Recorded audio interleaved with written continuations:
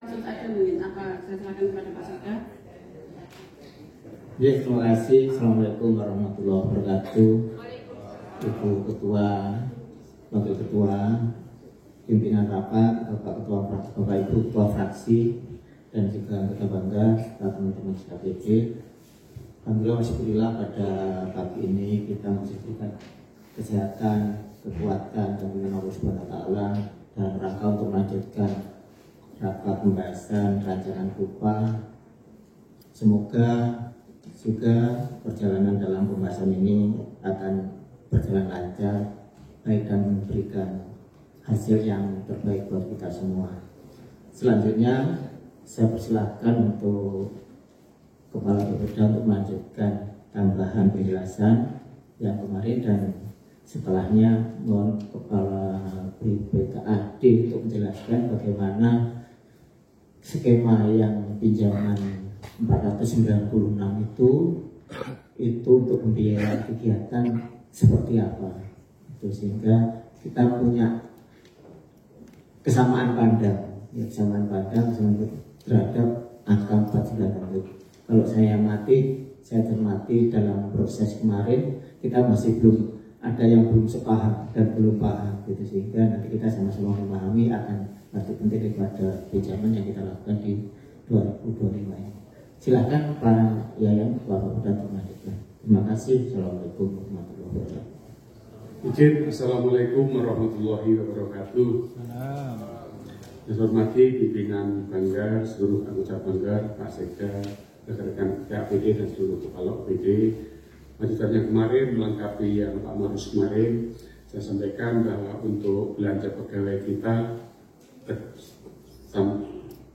persentasenya adalah 25,42%. Di dalamnya ada belanja tambahan profesi guru, kemudian belanja tambahan penghasilan guru tamsil, belanja tambahan kesejahteraan guru TKG, tunjangan seterusnya yang bersumber dari TKG yang telah ditentukan penggunaannya, dengan belanja pegawai di luar belanja tambahan guru, tunjangan guru khusus, tunjangan profesi guru, tunjangan dan yang lainnya. Totalnya 984.535.452.334 atau 25,42% untuk belanja pegawai. Kemudian untuk belanja infrastruktur kami sampaikan detailnya setelah kami hitung sebesar 1.117.560.653.995 atau sebesar 41,16%. Rinciannya ada, kami siapkan bila diperlukan, ada 246 kegiatan. Kemudian yang berikutnya adalah alokasi anggaran kesehatan. Dari kewajiban kita, rasio alokasi anggaran kesehatan terhadap belanja daerah keluar gaji ASN 24,10%. Kemudian yang berikutnya rincian refocusing yang kemarin diminta, kita akan mendapat 3 hantaman. Yang pertama adalah dipotong dari atas, yang kedua adalah Impres 1 2025, yang ketiga refocusing SKPD. Refocusing SKPD ini ada seluruh SKPD yang kita refocusing sebelum perubahan 593.624.995.791, setelah perubahan 550.119.570.450 atau efisiensi sebesar 43.505.425.341. Ini yang ketiga. Kemudian yang berikutnya untuk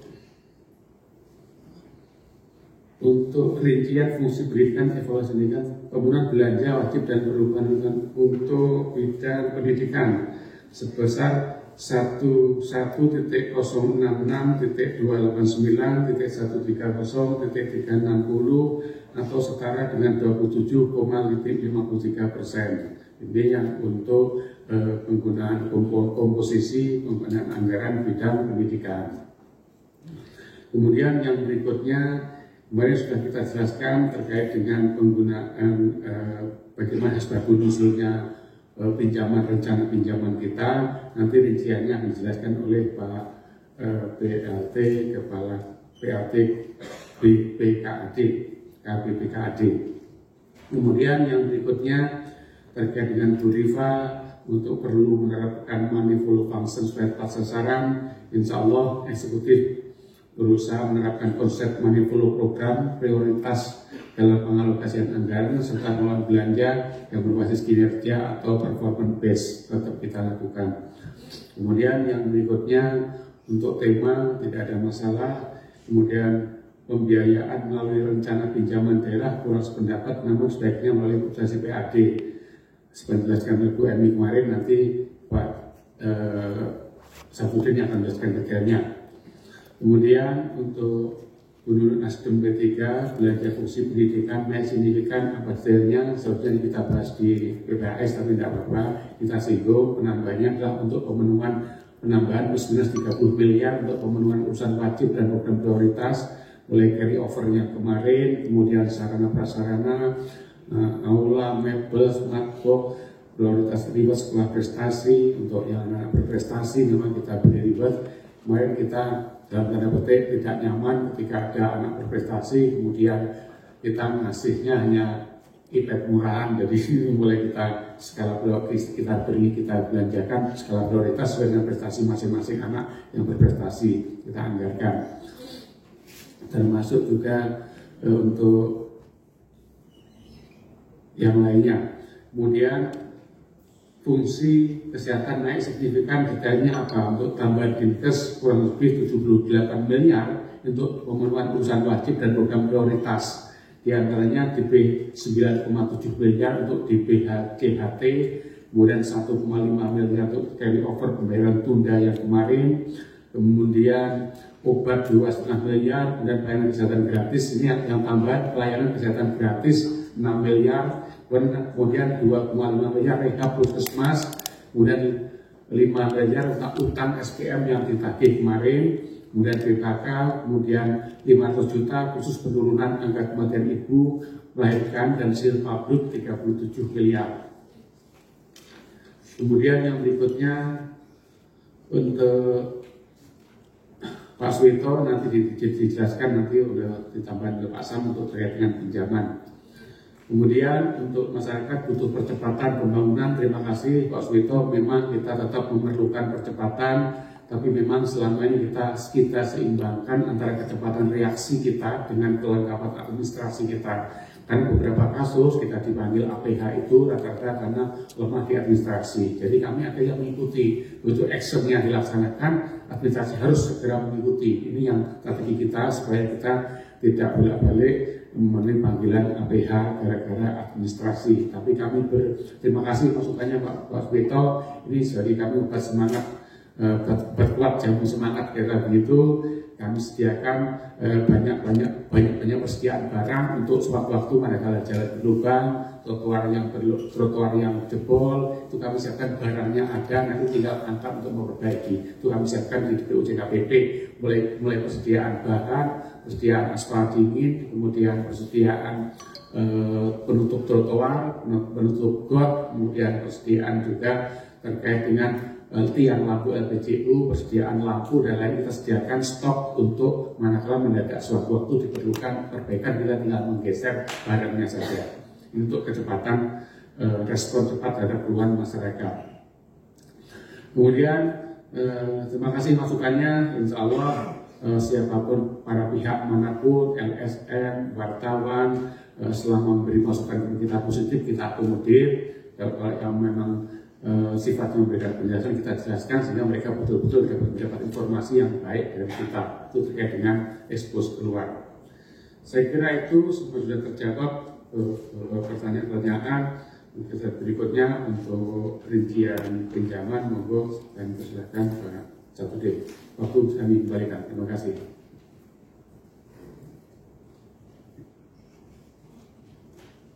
Terima kasih Mas Yaya. Mungkin nanti dari kawan-kawan pakar masih perlu lebih detail bisa ditambahkan nanti. Selanjutnya kami persilahkan Kepala BPKAD untuk memberikan tambahan penjelasan terkait dengan rencana pinjaman hutang di 2025. Silakan. Bismillahirrahmanirrahim. Assalamualaikum warahmatullahi wabarakatuh. Mohon izin Pak Sekda, Ibu Pimpinan, Bapak Ibu anggota Dewan Banggar yang terhormat, menambahkan penjelasan Kepala Bapeda terkait dengan beberapa pertanyaan terkait dengan hutang. Jadi ada dua yang bisa saya kerucutkan terkait dengan domain BPKAD. Di sini ada pertanyaan masalah hutang dan pertanyaan masalah pendapatan. Kebetulan saya selaku Kepala Bapeda juga. Yang pertama terkait dengan hutang, ini bisa kami jelaskan bahwa pada tahun 2025 PAK ini kita merencanakan pengambilan hutang sebesar 496 miliar. Ya, dalam hal ini angka 496 itu digunakan untuk menutup pinjaman awal yang kita ambil pada awal tahun sebesar 126 dan ditambah 370 miliar yang akan kita gunakan untuk pembiayaan program kegiatan di 2025. Perlu Bapak Ibu ketahui bahwa kondisi pinjaman ini bukan serta-merta muncul di 2025, tapi akibat dari kondisi keuangan yang kita alami pada tahun 2024. Munculnya pinjaman tambahan sebesar 370 miliar, ya 370 miliar, totalnya sempat 96, 126 sudah kita ambil di awal tahun kemarin untuk manajemen kas. Karena silpa kita sebesar 89 pada akhir tahun 2024 itu pada dasarnya adalah silpa terikat yang tidak bisa digunakan untuk yang lain. Ya, jadi kalau bisa dibilang per 1 Januari ya kita punya uang, tapi uang itu nggak bisa dipakai untuk belanja. Oleh karenanya kita butuh sumber pendanaan baru melalui pembiayaan pinjaman jangka pendek sebesar 126 miliar. Pinjaman jangka pendek ini insya Allah akan kita tutup sebelum 31 Desember. Jadi 126 ini selesai sebelum Desember. Nah, namun untuk yang 370 ini nanti akan kita buka untuk membiayai pembiayaan dengan skema 3+1, grace periodnya 1 tahun. Jadi Bapak Ibu sekalian, angka 370 ini kalau di breakdown itu pada dasarnya terdiri dari 22 miliar iya, utang penggunaan silpa 2024 di induk 2025. Nah, ini dari sini kelihatan bahwa di silpa 2025 sebesar angka 89 itu silpa bawaan istilahnya, nggak bisa dipakai yang lain, makanya harus ditutup melalui sumber pembiayaan yang lain. Berikutnya ada carryover 2024 sebesar 189 M. Jadi utang belanja yang kemarin akhir tahun karena kita gagal pinjam 400 miliar, program kegiatan sudah jalan, kontrak sudah jalan, harus dibayar, duit nggak ada, mau tidak mau harus di carryover di 2025. Itu nilainya 189. Kemudian pengurangan DTK, jadi pengurangan TKD, transfer kas daerah, dana dari pusat, itu bruto sebesar 128 miliar. Ya, sama pada dasarnya kita sudah diplot anggaran, sudah jadi program kegiatan, ternyata uangnya nggak turun, mau tidak mau programnya tetap jalan, harus dicarikan sumber pembiayaan. Kemudian ada tambahan terkait dengan tunjangan dan gaji P3K. Ujung-ujungnya kita juga yang harus menanggung itu sebesar 29 M. Itu kalau di totalnya adalah 370, pas dengan rencana kebutuhan pinjaman. Jadi totalnya adalah pas, kita nggak nambah, tapi juga nggak berani untuk mengurangi. Nyambung ke pertanyaan berikutnya, kenapa tidak ditutup dari pendapatan asli daerah? Bapak Ibu sekalian, rasio kemandirian kita memang masih rendah, di bawah 20%. Bulan kemarin kami mengikuti evaluasi kinerja untuk pendapatan daerah. Mohon maaf, Banyuwangi masih ya dibilang jelek tidak, tapi bagus juga tidak.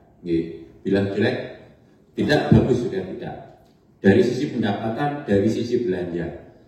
saya punya target, karena kebetulan saya di Bapenda, saya punya target, saya sampaikan ke teman-teman, tahun semester 1 ini 2025, kalau bisa kita bisa masuk di 20 besar, karena itu di listing kabupaten. Untuk mencapai target 20 besar, capaian kinerja pendapatan kita itu minimal harus 50%, Bu, Pak.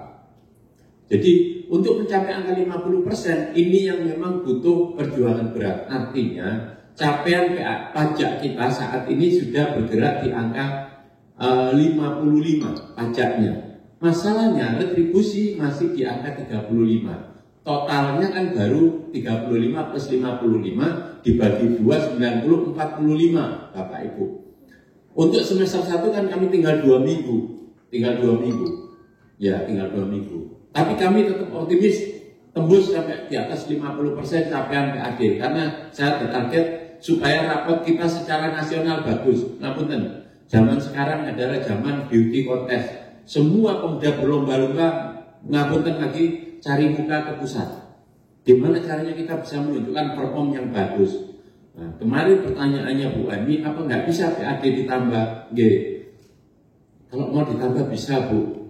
Cuman cara nyampenya ini masalahnya momennya nggak pas. Kalau ditambah di sekarang, saya takutnya nanti kinerja semester 1 kita jeblok lagi. Takutnya nanti di bawah 40%. Katakan Pak Bu, kalau kita di bawah 40% kinerja pendapatan kita jeblok.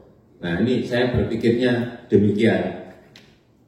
Kemudian terkait apakah kenapa kok nutupnya ya 2025 ada tambahan kemarin pertanyaan dari Bu Ripa, nambahnya kok cuma 9,5% retribusi gitu. Ngapunten untuk pajak daerah yang lain itu pada dasarnya tidak ada penambahan. Saya sudah sampaikan ke Bapeda, ke teman BPKAD, karena saya bicara selaku Bapenda, pendapatan jangan dinaikkan dulu PAD-nya, karena saya mengukur berapa kinerja capaian kami. Jadi kalau targetnya dinaikkan, secara otomatis parameter acuannya kami akan ngejarnya lebih keras lagi. Ya. Tambahan sebesar 9,5% ini Bu, ngapunten ini adanya di retribusi brut. Retribusi brut. Retribusi brut itu terkait dengan kebutuhan mereka untuk belanja. Kalau di brut begitu mereka minta kebutuhan untuk belanja, berarti harus ditambah pendapatannya. Plus minus, jadi nambah pendapatannya, nambah belanjanya, supaya mereka bisa belanja. Jadi pada dasarnya untuk 2025 boten ada tambahan untuk kaitannya PAD. Opsi berikutnya, Bu Ripa kemarin menyampaikan, kenapa ke utang kita akan kaya, punya saham. Siap Bu, benar. Ya, saham kita saat ini lagi moncer Bu, nilainya 2.200 per lembar, itu bagus banget. Kemarin saya baca analisisnya, seharusnya itu nilai pasarnya itu bisa di angka 2.500. Kalau di angka 2.500, total saham kita itu sudah hampir 2,5 atau hampir 3 triliun. Banyak sebenarnya. Tapi ngapunten kalau kita mau jual saham, prosesnya juga lama. Kami akan butuh proses seperti dulu kita lakukan di 2018, itu kurang lebih butuh proses sekitar 1 tahunan Bu, sampai kita benar-benar yakin bahwa saham itu tidak akan muncul masalah. Analisisnya begini Bu, Bapak Ibu sekalian, secara makro, saya sampaikan juga, ini Bapak Ibu boleh catat ini, tumpang pitu itu nggak akan mungkin ngasih dividen ya, karena sesuai dengan undang-undang PT. Dia baru boleh bagi dividen kalau laba ditahannya sudah mencapai 20%. Nah, sampai dengan saat ini nggak ada. Ya, nggak ada. Dia labanya paling berapa, dia nggak ada. Dan itu memang butuh proses panjang. Nah, sehingga yang mungkin bisa kita harapkan ya memang ekspektasi kenaikan nilainya itu. Saya sepakat kita untuk melepas, tapi ngapunten boten sekarang. Dan saya kira kalau misalnya mau ditabrakkan ini terlalu tergesa-gesa ya. Memang saat ini nilainya bagus, tapi kalau mau kita lepas sekarang sayang Bu, ngapunten mungkin nanti butuh kajian lebih kira-kira kapan mau dilepas. Dan memang sudah ada rencana untuk melepas, tapi kita menunggu momen yang tepat. Jadi itu yang bisa saya jelaskan terkait dengan pinjaman, kemudian terkait korelasinya dengan pendapatan. Ngaten Bu, Pak, ngapunten. Assalamualaikum warahmatullahi wabarakatuh. Assalamualaikum warahmatullahi wabarakatuh. Monggo mungkin ya. Mungkin dengan grace period 1 tahun 3 tahun pembayaran itu pokok bunganya seperti apa gambarannya itu Pak Santi tambahkan. Iya, nambahkan. Jadi kita pinjam ambil 370 nggih. Ya, itu nanti rencananya sih sekitar, ya kalau ini segera nanti kami proses, segera kami proses ambil. Jadi grace periodnya 1 tahun, nanti bayarnya mulai tahun depan Bu. Ya, bayarnya mulai tahun depan. Dan insya Allah kami sudah sempat sounding dengan pimpinan Bank Jatim juga. Ya, masa kalau Banyuwangi nggak disetujui loh Pak, kami minta jatuh tempo. Nanti tahun depan dengan asumsi, saya juga minta bantuan supaya PAD-nya Banyuwangi didongkrak. Mereka siap, ya ngasihkan mungkin dorongan-dorongan itu mungkin supaya PAD-nya kita bisa siap.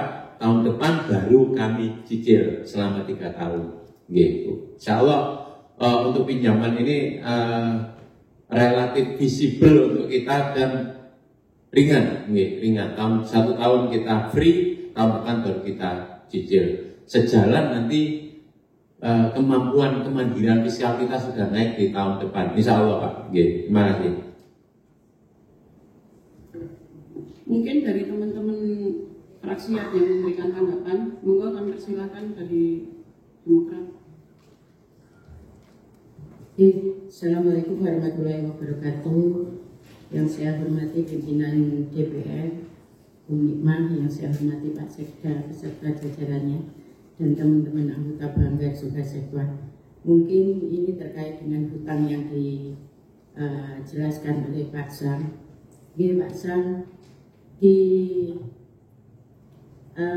lampiran ke 17 Perda Pertanggungjawaban APBD tahun 2024 Pak Sam, itu ada daftar hutang daerah per 1 Januari 2025, yang mana uraiannya utang perhitungan pihak ketiga, kemudian pendapatan diterima di muka, kemudian utang belanja, utang jangka pendek, yang itu totalnya 295, sekian gitu M.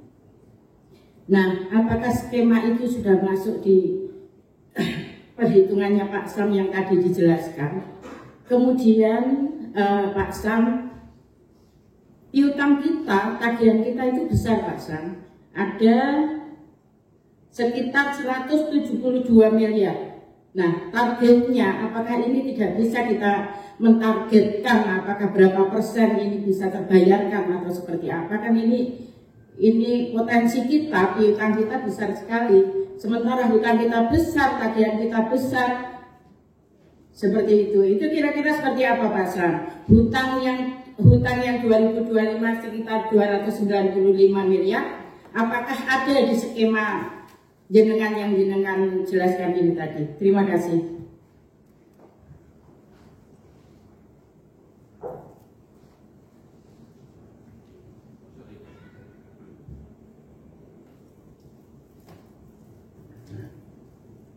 Monggo, ini pertanyaan yang sangat luar biasa, bagus. Jadi pada saat kapan hari saya tanyakan, ada hutang, ada piutang. Piutang kita ini sudah dibayarkan belum? Orang lain pinjam kita kok sampai naik mau dikemplang kita sendiri, mau bingung cari pinjaman. Ini kan sama dengan apa? Bagaikan lilin yang terbakar. Oh ya, mau ketemu Pak Haji, saya terima kasih Pak Haji, Pak Sekda, terima kasih. Ada salamnya teman-teman sahabat hebat, sudah dieksekusi langsung, tepuk tangan. Apresiasi tinggi-tingginya ini kepada teman-teman dari Pak Sekda. Jadi sekarang teman-teman Banyuwangi hebat yang mendapatkan beasiswa dari Banyuwangi, kemarin ada tunggakan sehingga sudah dibayarkan dan mereka sudah bisa mengambil ijazahnya dan alhamdulillah langsung mereka cari pekerjaan. Terima kasih. Mudah-mudahan jadi amil jariah semua. Jadi yang baik ya kita apresiasi, tapi kalau yang ini Pak Yayan, kemarin sudah saya sampaikan, di 2024 kita itu 26% belanja modal. di 2025 hanya 12,6. Di perubahan saya baca hanya 22,5%, tidak sampai 29%. Jadi kita ini malah turun.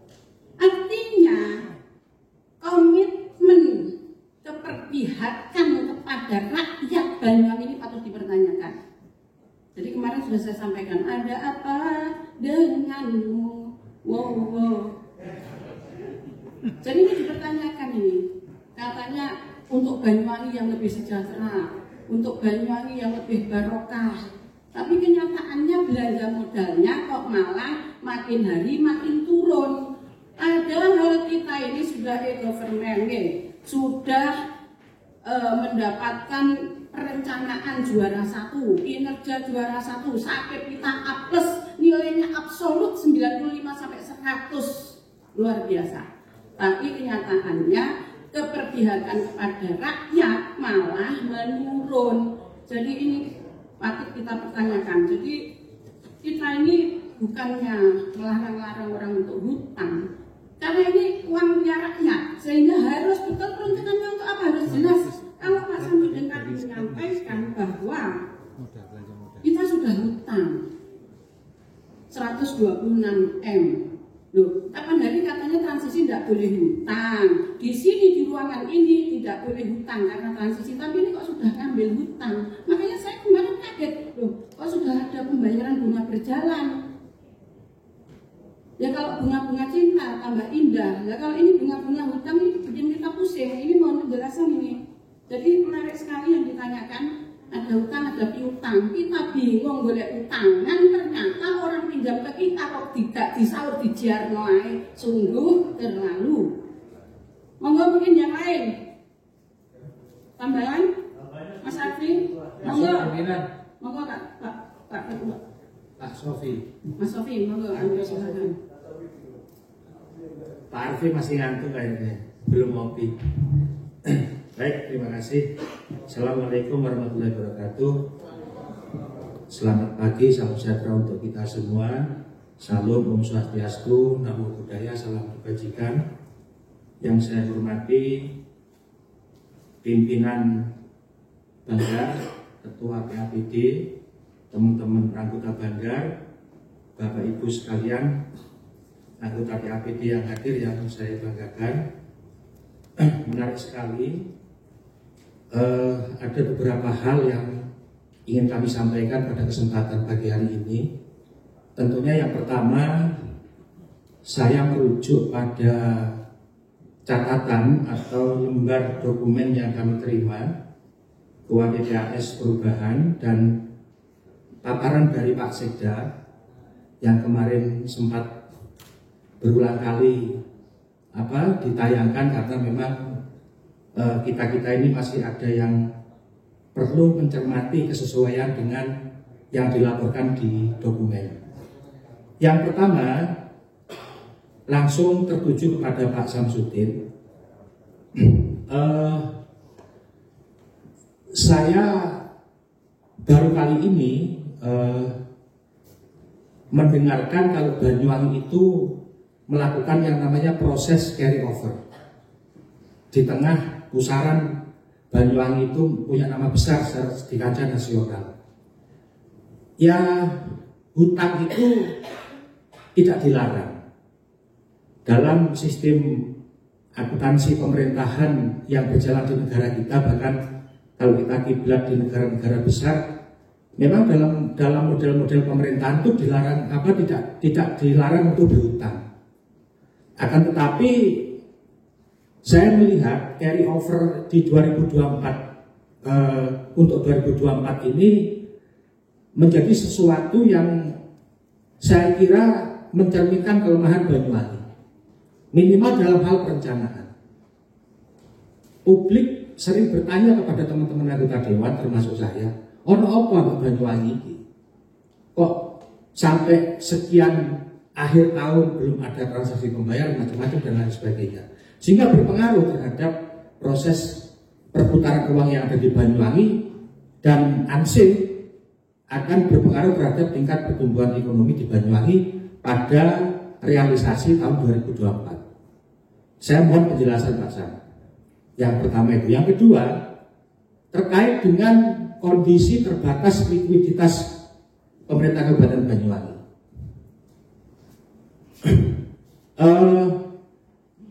Sebetulnya ukurannya apa sih Pak? Kok hutang sekitar hampir 496 miliar ini penerimaan pembiayaan kok dikatakan masih visible?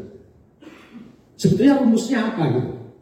Sedangkan kita berbicara soal ekuitas kita ini kan di angka hampir 5 triliun, berbicara keseluruhan 4,8 sampai 5 lah katakan, ada penyusutan dan lain-lain sebagainya.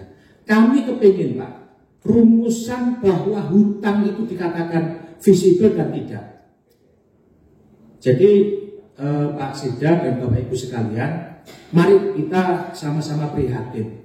Sehingga kalau kita mencermati atau mengkorelasikan dengan postur atau struktur anggaran yang ada di perubahan ini, yang dilaporkan adalah yang pertama, belanja kita ini mengalami kenaikan dari 3,8 sekian triliun dari sebelum perubahan 3,4. Sedangkan pendapatan kita itu ditargetkan menurun dari 3,414 yang sebelumnya 3,473 triliun. Artinya ada dari segi pendapatan ditargetkan menurun, tapi belanja justru naik. Di mana letak rujukan sebagaimana Perpres nomor 1 tahun 2025. Kemudian bagaimana prioritas-prioritas 12 sasaran yang memang PAK ini sesuai dengan ketentuan dilakukan karena memang adanya pergeseran prioritas. Tentu tidak lepas dari kebijakan pusat dan provinsi, terutama kebijakan pusat semangat efisiensi. Kemudian ada surat edaran dari Pak Sikda, kemudian surat edaran dari Mendagri dan lain sebagainya. Saya kira saya melihat tidak ada ekualisasi, tidak ada linearitas. Satu sisi pendapatan dibikin turun, sedangkan pengeluaran belanja dibikin naik. Sedangkan yang diasumsikan dalam perdebatan adalah masalah hutang. Oleh karena itu kami kepingin Bapak Ibu sekalian menyadari bahwa kondisi Banyuwangi kalau menurut hemat saya adalah dalam keadaan tidak baik-baik saja. Kalau kemudian Pak Samudin mengatakan masih visible, ya ini saya nggak habis pikir Pak. Karena angka 496 miliar ini bukan angka yang sedikit. Nah itu yang kedua. Kemudian berikutnya saya mempersoalkan terkait dengan indikator kinerja yang ada 5 unsur Pak Yaya. Dari 5 itu kok 4 yang menunjukkan tren target optimis. Kenapa di sisi pertumbuhan ekonomi mengalami penurunan? Kalau kita semangatnya hutang ini untuk pemulihan, untuk menutupi 4 aspek yang membuat likuiditas kita terbatas, ya termasuk penambahan gaji P3K dan tunjangan macam-macam tadi itu. Bapak Ibu sekalian yang saya hormati, saya kepingin Pak bahwa Banyuwangi itu semangatnya dibangun dengan penuh kebersamaan. Artinya apa? Saya kaget juga Pak. Banyuwangi mulai awal sudah menerima penerimaan pinjaman sejumlah sekian ratus miliar di awal tahun ya Pak ya. Itu penerimaan. Terus sedangkan kita punya silva 89 miliar. Dikatakan bahwa silva itu terikat sehingga muncul utang penggunaan silva 2025. Maksudnya di mana ini? Kami juga butuh penjelasan dalam hal itu. Oleh karena itu, Bapak Ibu sekalian yang saya hormati, kami kepingin rapat hari ini betul-betul tuntas membahas soal redaksi-redaksi yang sumir terkait carry over, kemudian utang silva, istilah-istilah yang semuanya mengarah pada persoalan hutang. lagi-lagi hutang. Kami ingin mengilustrasikan begini Pak Sekda. Jepang itu negara yang tingkat penerimaan hutangnya tertinggi Pak di dunia. Tetapi Jepang mampu mengimprove potensi yang ada di negaranya, sehingga utang yang hampir separuh dari ekuitas itu nggak menjadi persoalan di negaranya. Dan pihak ketiga percaya betul dengan produk ini. Kami kepingin begini loh Pak, monggo sampai hutang sebanyak-banyaknya sesuai dengan standar. Tetapi potensi harus digarap betul di Banyuwangi ini Pak. Saya di rapat yang sama ini Pak selalu meneriakkan soal kenaikan PAD. Jember tetangga kita itu optimis loh Pak, 1 triliun PAD-nya. Sedangkan Banyuwangi di tengah pusaran nama nasional yang legit seperti ini, insentif dengan berbagai miliar yang diterima, kenapa kita pesimis? Hanya di angka 700 sekian. Oleh karena itu, kami ingin mereview, membangun mindset baru kepada baik teman-teman eksekutif maupun teman-teman DPRD. Ayo, rakyat kita ini butuh kesejahteraan Pak, butuh kemakmuran. Saya setiap hari bergesekan dengan petani Pak. Sedangkan PDRB kita hampir 30% dari pertanian. Tetapi alangkah ironinya ketika masih banyak program-program di sektor pertanian yang tidak berpihak kepada petani. Itu contoh.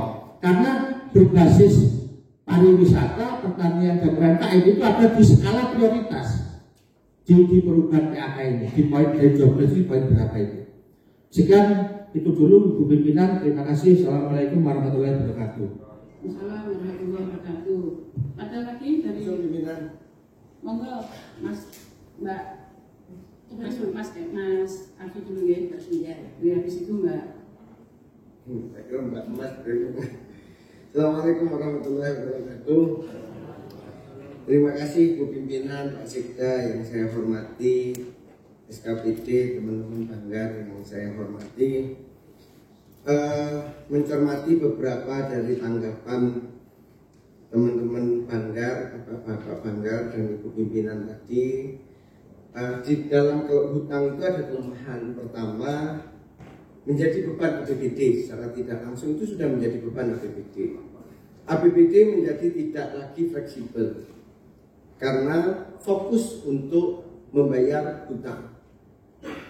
Nah, harusnya fokus kerja dari APBD itu adalah fokusnya pada pendapatan daerah dan belanja daerahnya saja, bukan pada pembiayaan daerah.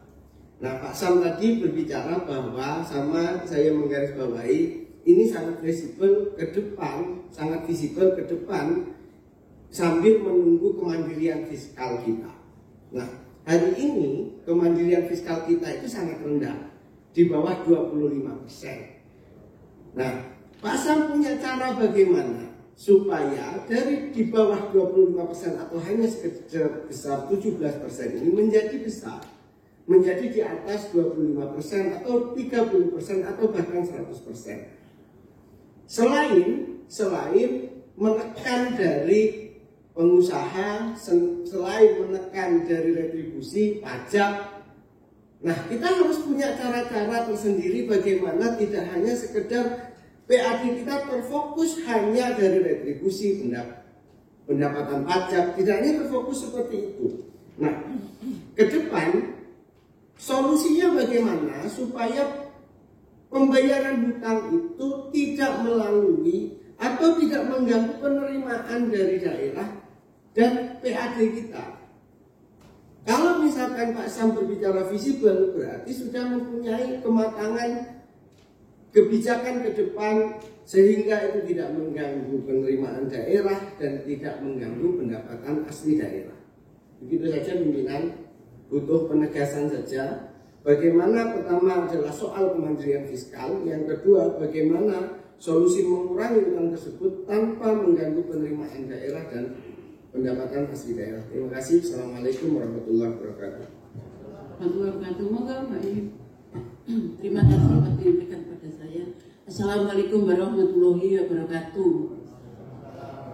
Yang saya hormati pimpinan Banggar dan anggota Banggar, yang saya hormati Bapak Sekda dan SKPD yang hadir pada rapat Banggar hari ini. Saya sebenarnya ini cuman agak heran sekarang itu kok banyak permasalahan hutang. Kemarin jurus ke DPR sini juga masalah hutang untuk rakyat kecil. Sekarang ke atas lagi malah Kabupaten Banyuwangi. Nah, sebenarnya gini, hutang di sini ini tujuannya semuanya untuk meningkatkan pertumbuhan ekonomi yang ada di Banyuwangi, ya kan Pak? Tetapi tadi Mas Sofi juga menyinggung masalah pertumbuhan ekonomi. Pertumbuhan ekonomi di Banyuwangi yang kemarin 2024 itu menurun. Sekarang diproyeksikan naik. Tetapi sebelumnya mulai tahun 2019 sampai 2024 pertumbuhan ekonomi Banyuwangi itu selalu di bawah pertumbuhan ekonomi Jawa Timur. Bahkan nasional malah di bawah. Padahal kalau pertumbuhan nasional itu menghitungnya lebih luas, Jawa Timur lebih luas. Kenapa di Banyuwangi masih di bawahnya? Gitu. Padahal Banyuwangi itu banyak potensi pertanian, perikanan, terus kemudian yang lain-lain banyak sekali, pariwisata dan sebagainya. Makanya benar apa yang dikatakan Bu pimpinan tadi, ada apa dengan Banyuwangi? Ada yang salah kan di Banyuwangi dengan potensi pertumbuhan ekonomi yang selalu di bawah Jawa Timur. Nah saat ini juga gitu. Dari 4,68 diproyeksikan 2025 4,9 masih di bawah juga. Padahal ini harus hutang. Seharusnya di atasnya Jawa Timur seharusnya. Apakah nggak bisa itu di atasnya Jawa Timur? Jawa Timur 4,93 ya Pak ya. Masih di bawah terus. Harapan saya lebih ditingkatkan lagi. Terus kemudian dari indikator makro tersebut kita juga melihat tingkat pengangguran terbuka.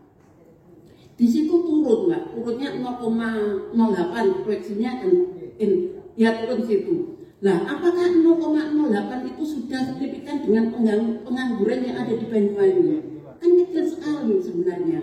Nah, kita jangan bangga dengan pengangguran terbuka yang turun ini, tapi kita harus memikirkan kita bekerja, tetapi bisa kan mencukupi untuk keluarga hasilnya itu. Jadi itu yang kita pikirkan, bukan tingkat pengangguran turun, tetapi kita harus memikirkan bekerja tetapi tidak cukup untuk mencukupi keluarganya. Itulah yang harus ditingkatkan lagi pada SKPD yang terkait. Terima kasih Ibu Pimpinan. Wassalamualaikum warahmatullahi wabarakatuh. Waalaikumsalam warahmatullahi wabarakatuh. Jadi kok tambah rame perkara hutang. Saya reses itu loh ya, dikelui Bang Klecet juga, sampai ada yang tengkar, sampai ada yang delik-delikan berberat, sampai ada yang bercerai. Ini sungguh terjadi. Jadi ternyata kita juga ikut-ikutan ini apa ketularan atau gimana? Monggo ini langsung dijawab ya. Monggo Pak Sam dari pertanyaan dari Pak Sofi, juga dari Pak Arfi yang sebenarnya pada prinsipnya sama, hanya kemudian tapi yang Pak Sofi tolong dijelaskan Pak Sam pelan-pelan saja menjelaskannya sehingga pemahamannya biar bisa dipahami bersama. Jangan cepat-cepat, pelan-pelan saja penjelasannya. Baik, matur nuwun atas atensinya Bapak Ibu sekalian. Jadi saya pertama mau jawab pertanyaannya Bu Emi, angka di Perda lampiran 295 Bu. Ya, kemudian itu angka konsolidasian. Ya, jadi 126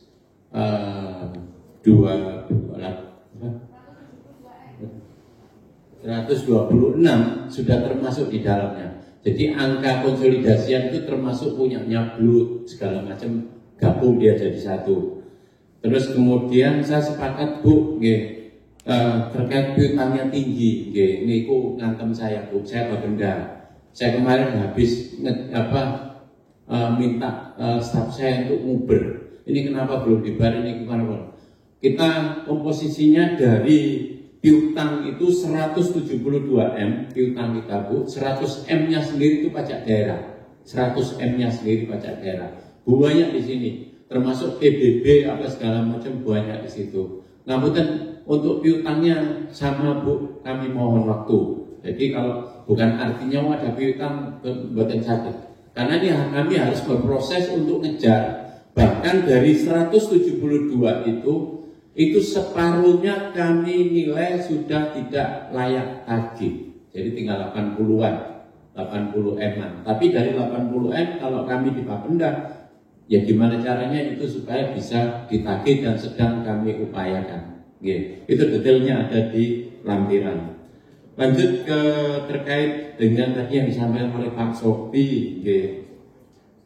Nah, kondisi utang kalau Bapak Ibu cermati 2024 itu banyak Pemda yang berutang. Surabaya yang sedemikian tinggi tingkat kemandiriannya, mereka itu juga bingung hutang hampir 1 triliun Pak, nyari 1 triliun. Ada beberapa daerah yang kondisinya sama seperti kita, tapi mereka nggak selamat karena perencanaannya nggak firm. Itu tadi yang Pak Sofi sampaikan, ada kelemahan perencanaan. Benar ada kelemahan antisipasi di perencanaan. Kalau bukan di kelemahan perencanaan jadi secara struktural.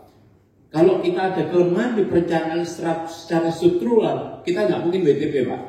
Nggak mungkin WTP. Ada contohnya di Jawa Tengah itu ada. Mereka nggak lolos WTP-nya. Karena kasusnya sama.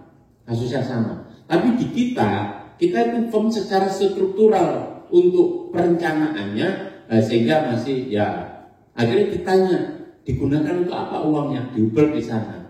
Oke, perencanaannya bisa kami jelaskan kepada pemeriksa. Tadi saya nyatakan kenapa kita layak, kami ada hitungannya Pak, kami ada hitungannya. Jadi cara menghitung berapa tingkat visibilitas utang daerah itu kita hitungnya dari PDB. Jadi berapa? Hitungannya Pak, itu 75% dikali total APBD yang tidak ditentukan penggunaannya. Itu rumus simpelnya. Itu ketemu angkanya, kita masih bisa berutang 1,5 triliun. 1,5 triliun Pak. 1,5, pokoknya di bawah 1,5 triliun visible. Ya, makanya ini juga kalau sampai kita kena BPK kita lebih dari ini diajar di Kemen itu pasti nggak akan disetujui. Ya, pinjaman itu. Jadi itu tadi saya nyatakan layak Pak. Dan kami jamin, kami hitung Bu, istilahnya untuk utang ini 3 tahun berikutnya insya Allah clear utang. Izin Pak Sam, APBD yang tidak 75% dikali APBD yang tidak ditentukan penggunaannya Pak. Maksudnya gimana itu Pak? Jadi belanja itu ada yang belanja terikat Pak. Misalnya ada belanja terikat digunakan untuk misalnya pendidikan, ya irmak kalau tandanya ditandai harus untuk gunakan program pengentasan kemiskinan, itu nggak boleh digunakan yang lain. Nah yang bebas ini yang istilahnya boleh istilahnya jadi dasar untuk menghitung visibilitas utang. Jadi hitungannya 75% dari total yang tidak terikat. Jadi kalau ada 25% yang tidak terikat, berarti 75% dari 25% tadi. Hitungan kami itu ketemu angka 1,5 triliun. Betul Pak, ini APBD Pak. Jadi kalau APBD 1 tahun, APBD Pak, APBD tahunan, dalam 1 tahun itu segitu, Makanya ini kita pinjam 370, kita amprah untuk 4 tahun. 300 ya. 496, 126-nya sudah, tinggal 370 Bu. Ya, yang 126 nanti mungkin sebelum Desember selesai Bu. Sebelum Desember ini selesai. Tinggal yang 370 itu yang kita amprah 4 tahun nanti. Ya, akan kita cicil 4 tahun. Makanya kami sampaikan bahwa ini masih visible Pak, masih visible. Nanti monggo kalau untuk detail hitungannya kami ada Pak. Karena kami kalau mau ngajukan pinjaman juga tetap hitung-hitungan sama Kemenkyu. Boleh apa bukan batas limitnya, selama batas limitnya atau syarat ini dipenuhi, insya Allah bisa. Dan kami yakin akan dipenuhi karena kami sudah berhitung juga. Ya, kami sudah berhitung. Kemudian itu tadi ya, memang kondisi terbatas likuiditas, makanya muncul carry over Pak kemarin. Jadi ternyata mungkin ngapunten ya, saya nggak paham kalau kenapa di 2024 banyak pemuda yang pinjam. Karena mungkin salah satunya ngejar belanja. Pada saat pemuda ngejar belanja, salah satunya dana dari pusat dipotong. Tadi yang disampaikan oleh Pak Yayan. Iya, kelimpungan akhirnya daerah. Nah, muncullah itulah istilahnya, ada yang ngomong istilahnya gagal bayar apa segala macam. Tapi treatment yang dilakukan di Banyuwangi lebih smooth Pak, lebih smooth. Artinya nggak sampai goncang di tempat lain sehingga mempengaruhi opini dan segala macamnya. Ini kami keep sehingga hitungannya Januari, Februari kayaknya sudah terbayar semua. Saya kemarin ngecek katanya cuma tinggal berapa dolar semua. Nah, tinggal 2 M-an sekarang Pak, tinggal 2 M-an. Yang istilahnya yang utang belanja kemarin. Jadi ini memang kalau dibilang kondisional ya memang sesuai dengan kebutuhan. Ya kalau nggak mau memang begini ya kemarin harusnya kenapa belanjanya nggak dikurangi kan gitu aja. Nah kondisi yang terjadi karena besar pasarnya daripada tiangnya. Jadi ngelos kalau ujungnya kan begini Pak. Pada dasarnya setiap belanja itu tujuannya untuk meningkatkan pertumbuhan ekonomi. Dengan adanya belanja ekonomi berputar. Secara otomatis itu akan mengakibatkan adanya pertumbuhan. Kalau masalah nanti ekonomi biar Pak Kepala Bapeda yang menjelaskan. Kemudian kaitannya sama pencermatan tadi, kalau Bapak sampaikan tadi tidak baik-baik saja di 2024 oke Pak. Ya. 2025 ini kita harus normalisasi itu ininya. Ya, makanya saya kemarin saya sampaikan PAD-nya jangan ditambah dulu. Kalau PAD-nya ditambah dulu nanti goyang lagi ini rencananya. Jadi kami berharap akhir Desember nanti APBD akan normal. Jadi kalau kita ngomong istilahnya kita mau bangun gini anggarannya sekian, kami bisa pastikan bahwa uang itu memang siap. Nah, tapi kalau dalam kondisi sekarang ini masih dalam tanda tanya. PAD mau dinaikkan, ya kalau mau pasang target aja bisa, Bu Pak. Nggih. Tapi bagaimana cara mencapainya? Di satu sisi kami masih punya piutang tadi yang gimana cara menyelesaikan? Ya, kami harus kejar-kejar WP, Bu Pak. Ya, asumsinya oke lah, biarkan aja target semacam itu, tapi kami janjikan realisasinya tahun ini bisa support untuk normalisasi APBD 2025. Kemudian tadi yang Bapak tanyakan kok bisa utang silpa 2024 22 M. Itu hitung-hitungannya aja Pak. Karena di APBD Induk kan angkanya dipasang 22 M silpanya gitu. Ya, 22 dipasang silpa 22. Realisasinya ternyata kan 89. Ya itu bahasanya angka Pak. Jadi angka itu kan harus balance hitung-hitungannya. Jadi utang istilahnya kayak dipakai utang silpa di induk 22, tapi ternyata realisasinya jadi 89. Jadi kayak terpakai tapi sebenarnya nggak terpakai. Ya angkanya ya itu juga. Nah ini ngeklok angka Pak. Jadi nutup angkanya. Ini masalah hitungan aja nih Pak, hitungan saja. Cuma dibahasakannya di sini bunyinya utang penggunaan silpa. Sebenarnya adalah yang dimasukkan di APBD Induk berapa? 22 M. Nah, realisasinya kan 89. Tapi 89 pun ternyata terikat juga. Tapi sudah kita pasang 22 di APBD Induk. Jadi pada dasarnya angka 22 pun itu nggak bisa diapa-apain sama karena bagian dari yang 89 tadi Pak. Ke pertanyaan Pak Afi tadi, ya memang hutang jadi beban APBD Pak. Memang ini memang jadi konsen kami bagaimana menormalisir. Ya, saya sepakat dengan teman-teman kalau nanti memang 1 triliun Pak target saya, ngapunten saya tapi saya nggak mau ngomong. Wah nanti kalau dibilang 1 triliun nanti Kalau saya nguber-nguber orang nanti dikirain gara-gara 1 triliun. Nah, saya nggak mau itu. Nggih, saya nggak mau itu. Tapi saya akan tunjukkan bahwa kapasitas fiskal kita harusnya 1 triliun. Nggih, itu yang sedang kami upayakan sekarang. Insya Allah 2 minggu Juni, Juli, Agustus ini kami akan mulai bergerak, Pak. Ya, Bapak bisa lihat di jalan-jalan ada staf kami yang nyegatin truk galian C. Nggih, ada staf saya. Mungkin Bapak kalau melihat, oh itu siapa? Itu orang Bapeda itu. Memang saya suruh nyegat. Kenapa kok dia bayarnya cuma segitu? Nanti dari hasil karcisnya itu kami rekap, berarti dia 1 bulan kena sekian. Jadi langsung di Ijen Belerang, ya saya cek Pak, berapa dia SKP-nya? Loh, nggak masuk akal. Masa dia 1 bulan sekian ton? Cek, periksa lagi.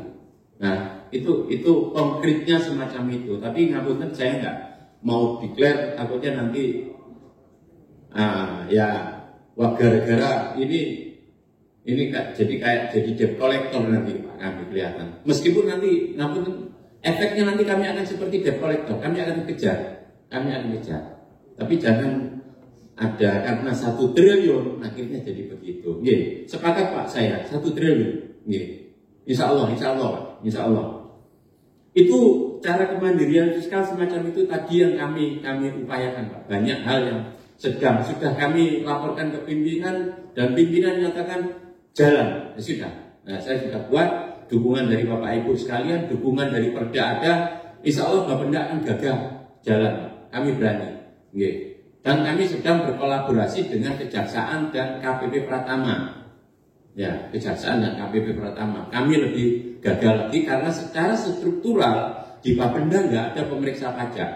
Ya, nggak ada. Meskipun sertifikasi pemeriksa saya itu bisa saya pakai. Saya bisa meriksa apa aja. Tapi kan nggak muncul kan Bapenda punya pemeriksa. Makanya kami menggandeng KPP Pratama. Untuk penegakan hukumnya, penyidikan pajak jurusita, kami akan menggandeng jaksa. Nah, itu nanti akan kami jalan dengan dukungan, bantuan, dan doa Bapak Ibu sekalian. Ya, insya Allah ada kenaikan signifikan terkait dengan pendapatan asli daerah tahun ini. Insya Allah, Pak. Nggih, matur nuwun. Moga yang lain. Monggo lanjut Mas Yayan, pertanyaan Bu Yayu. Izin menyampaikan sudah saya jelaskan sesungguhnya di waktu kita LKPJ bulan yang lalu, tapi saya ulang kembali terkait bagaimana data kita kok mengalami perlambatan. Izin pimpinan seluruh anggota Banggar, memang harus kita akui memang kita mengalami perlambatan pertumbuhan ekonomi. Tapi cara menilai pertumbuhan ekonomi itu adalah positif dan negatif. Yang fatal saat COVID-19 kita negatif, tapi kita masih positif hari ini.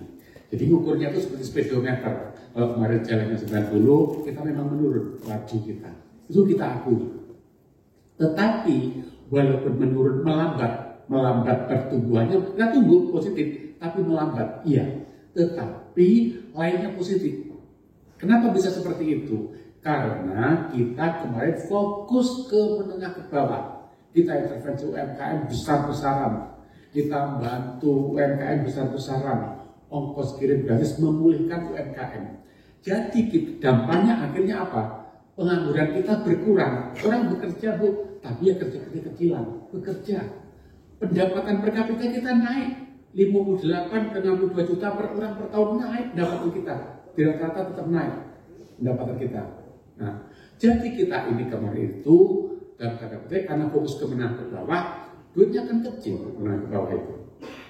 Kita tidak ada investor yang besar gede, tidak ada. Makanya track kita keren berikutnya nanti ke depan kita akan memperbaiki investasi agar duit gede itu masuk. Kan kita hanya muter-muter uang kita aja kemarin itu. Makanya pengangguran berkurang, bekerja mereka, bekerja UMKM, bekerja kecil-kecilan lah. Begitu kemarin itu. Ada UMKM nambah pekerja orang itu, jadi berkurang pengangguran kita yang kemarin itu. Kemudian kemiskinan kita juga turun. Memang yang semula mereka miskin itu tambah pendapatannya tapi sedikit, karena per kapita kita naik, nambah. Nah, demikian juga indeks Gini rasio yang miskin kita itu naik, karena pendapatannya dia semakin naik ke atas, tapi yang menengah ke atas itu tetap, maka jaraknya menjadi sempit.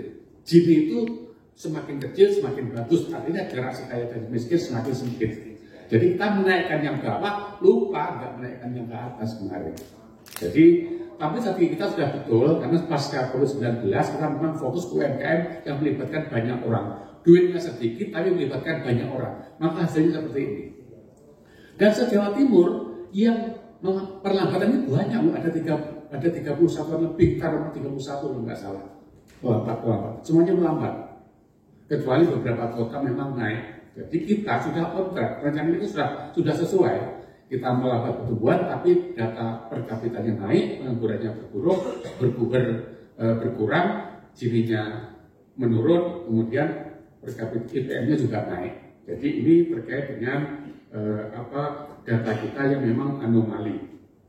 Nah, kemudian ini berulang kali saya sampaikan supaya kita memiliki pemahaman yang sama terkait menyikapi data-data yang masuk di kita. Tidak serta-merta ketika menurun dianggap yang lebih jelek dibanding kalau 90 lebih baik dari 70 pasti, tapi kita tetap positif, itu angka di kita. Kemudian yang berikutnya terkait dengan beberapa pinjaman kita dan carry over yang kemarin, bukan kami salah merencanakan. Kita bersepakat di 2004 kemarin, bersepakat kami dengan panjenengan, dengan DPRD membiayai pembiayaan dengan hutang memang 400 juta tahun kemarin kita bersepakat. Tetapi di akhir tahun kita tidak diizinkan berhutang karena pergantian bupati. Jadi itu masalahnya. Jadi kesepakatan kita yang kemarin itu menjadi beban sekarang ini. Jadi bukan kita keliru bencana, itu bersepakat kita kok merencanakan, yuk kita utang yuk tahun kemarin. Jadilah APBD yang di dalamnya ada komponen pembiayaan melalui hutang. Terus kemudian kita rencanakan belanja juga.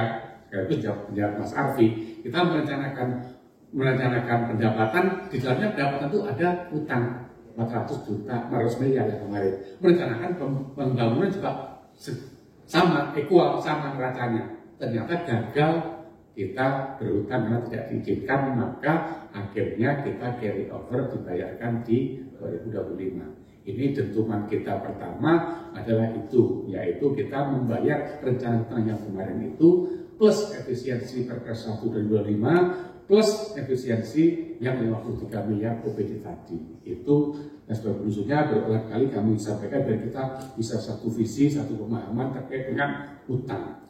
Kalau jumlahnya yang 126 miliar itu menjaga cash flow. Di awal tahun kita ini belum punya duit kita hanya 56 miliar lah. Duit kita itu belum. Kemarin kita harus bayar ADD, bayar gaji 60 miliar, bayar macam-macam, tidak punya duit. Kita tuh punya uang tapi belum masuk ke kasda. Maka kita pinjam jangka pendek untuk menjaga cash flow. Nanti akan terbayarkan ketika waktu itu transfer juga belum datang. Jadi kita yang 126 ini ya menjaga arus kas saja, bukan pinjam digunakan untuk tertentu. Yang pinjam realnya itu 370 ini sesungguhnya. Yang kita sepakati mau kita bayar 3 tahun ke depan. Ini jadi jangan sampai kita berpemahaman utangnya 0,5 triliun. Enggak, yang 126 ini menjaga cash flow saja, karena akan dibayarkan tahun ini. Ini perlu kita revisi sama bareng-bareng bahwa yang real kita gunakan untuk pembiayaan pembangunan itu adalah yang 370 ini. Gitu Pak Sambi. Nah ini mohon bisa kita pahami bareng-bareng agar kita tidak dalam tanda petik keliru mempersepsikan kemudian kita membuat narasi yang berbeda ketika keluar dari ruangan ini. Ini harapan kami. Terkait dengan belanja modal, mohon izin Bu Emi, Bu Haji Nikmah, kita memang ada perubahan. Hasil pemeriksaan BPK kemarin, belanja barang kita, belanja modal kita yang tidak diletakkan di atas aset kita itu tidak dihitung sebagai belanja modal. Saya ulangi, temuan BPK kemarin itu belanja modal kita, belanja barang kita yang tidak diletakkan di atas aset kita itu tidak dihitung sebagai belanja modal. Namanya apa? Namanya belanja barang yang diserahkan kepada masyarakat. Bapak Ibu bikin paving di gang sempit itu Pak, Ibu tidak kita itu belanja modal. kecuali aset Pemda loh ya, jalannya Pemda yang ada SK-nya Bupati itu masuk belanja modal. Tapi kita belanja modalnya paving, kita letakkan di tanahnya perhutani, gang-gang sempit yang bukan asetnya Pemda, tidak dihitung belanja modal. Itu yang BPK. Jadi mohon maaf kalau ini perlu kita sepemahaman biar tidak keliru. Ini memang baru, jadi saya juga kaget klien loh, kok jadi gini? Karena tidak mungkin kita tolak. Tanahnya tanah perhutani, masyarakat memohon, Musrenbang masuk. Saya berkali disemprit sama perhutani, kok sama bangun Pak? Yaudah kok sama nggak terima, kirim surat aja. Kirim surat tetap dipakai masyarakat. Ini yang maksud ini sekaligus menjawab Pak Wito, tidak mungkin kita membuka administrasi perhutani terakhir kita, tidak perlu disah nih tanahnya, buang saja dulu sudah. Tapi sebetulnya tidak masuk perhitungan belanja modal. Ini mohon dapatnya kita bisa sepemahaman supaya kita bisa nyaman ketika membahas APBD ini. Itu tambahannya pimpinan, terima kasih.